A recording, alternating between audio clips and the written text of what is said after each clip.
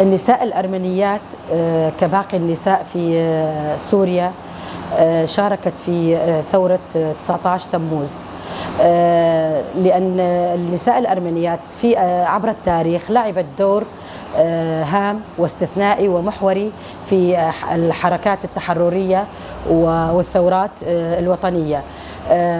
عبر التاريخ شاركت المرأة الأرمنية كأي مرأة تحاول إثبات وجودها ورفضت الاستبداد والظلم. شاركت في عدة ثورات منذ نهاية القرن التاسع عشر وحتى بداية القرن العشرين. كان للمرأة الأرمنية دور في الثورات، واستمر نضالها حتى يومنا هذا. من خلال التاريخ يظهر اسم الثائرة سوسي فارتينيان التي قاومت واستمرت في نضالها حتى بعد استشهاد زوجها. استمرت في النضال والمقاومة آنذاك. في بداية الثورة السورية شاركت المرأة الأرمنية في هذه الثورة من خلال الانضمام لباقي النساء في سوريا وتوحيد الصف الأرمني ومقاومة النظام البائد ومقاومة الظلم والاستبداد والاستغلال. رفضت المرأة أن تكون كجزء من الماضي التي كانت تعاني منه خلال فترة النظام البائد، القمع والاستبداد والاستغلال. رفضت كل هذه الأمور وشاركت وانضمت لباقي الرفيقات في ثورة سوريا، في الثورة السورية، وبدأت بتشكيل اتحاد خاص بها. هذا الاتحاد أخذ على عاتقه ضم النساء الأرمنيات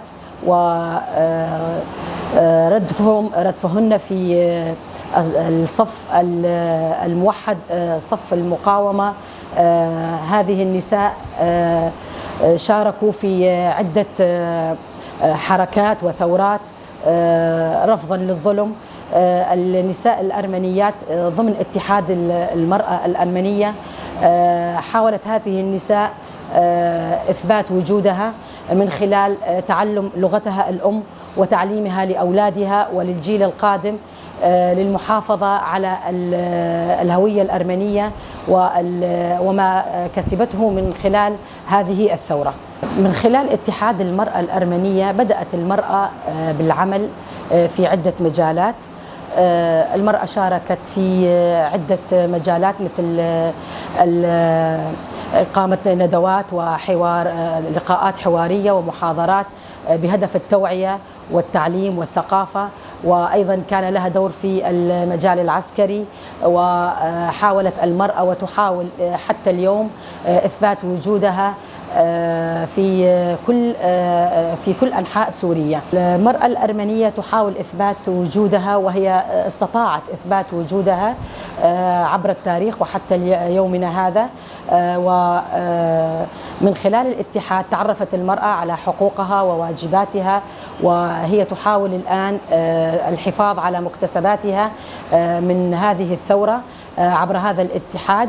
وهي المرأة الأرمنية لم تكن مجرد شاهد في التاريخ، في تاريخ بلادها على الحروب، بل هي صانعة لهذا التاريخ ومدافعة عن شعبها وهويتها الوطنية. المرأة ناضلت كثيرا بعد طلع يعني بعد الظلام. يعني هي استمرت في نضالها وحققت الكثير من المكتسبات نتيجة تضحيات كبيرة قدمتها المرأة منذ بداية الثورة، ثورة شمال وشرق سوريا، ثورة المرأة. طبعا حققت الكثير من المكتسبات، وهذا نتيجة أكيد نضالها المستمر تجاه حريتها وتجاه أخذ حقوقها. المرأة نظمت أولا نفسها بتنظيمات نسوية. هاي التنظيمات النسوية أعطتها القوة فكريا وعمليا. شاركت بجميع مجالات الحياة، على الصعيد العسكري، على الصعيد الاجتماعي، على الصعيد الدبلوماسي. على الصعيد الاجتماعي، على الصعيد المؤسساتي. فكانت طبعا هي قادرة فكريا بتحقيق طموحاتها وتحقيق وإثبات نفسها في جميع هذه المجالات. القرارات اللي أنشأتها الإدارة الذاتية هي الرئاسات المشتركة التي حققت لها الكثير من قوة الشخصية وإثبات وجودها. المرأة السريانية في هذه المرحلة أيضا حققت الكثير من الأمور المهمة جدا.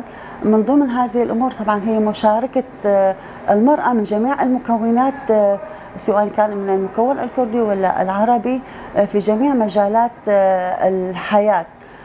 وأيضا تأسيسها للتنظيمات النسوية مثل الاتحاد النسائي السرياني الذي أعطاها قوة الشخصية وأيضا الفكر.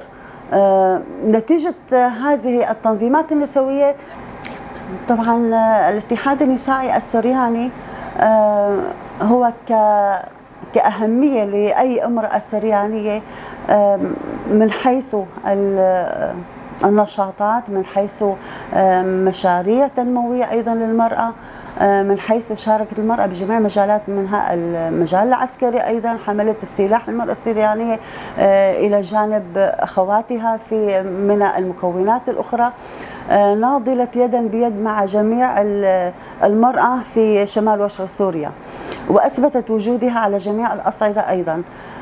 نحن كمرأة سريانية طبعا من متطلباتنا نحن أيضا، وخاصة في هذه المرحلة نعتبرها طبعا هي مرحلة عصيبة بحياة كل امرأة بعد نضال طويل وتضحيات طويلة. من غير المعقول أنه هذه التضحيات تذهب بدون أي مقابل يعني. فنحن بهذه المرحلة نطلب أن تثبيت طبعا حقوقنا الدستورية في الدستور، وأن نكون فعالين في هذه مرحلة البناء والتطوير. طبعا أي إقصاء لوجود المرأة بهذه المرحلة فهو إقصاء لسوريا بأكملها. المرأة هي نصف المجتمع، وهذا النصف لابد أن يساهم في تطوير سوريا الحديثة. ونحن كمرأة سواء كان سريانية أو من بقية المكونات نطالب بعدم إقصاء المرأة، وتكون موجودة دستوريا وقانونيا، وتكون صانعة قرار أيضا بهذه المرحلة. نتمنى التوفيق لجميع النساء، وأن تحقق جميع النساء السوريات بشكل عام جميع طموحاتهم وإلى الأمام.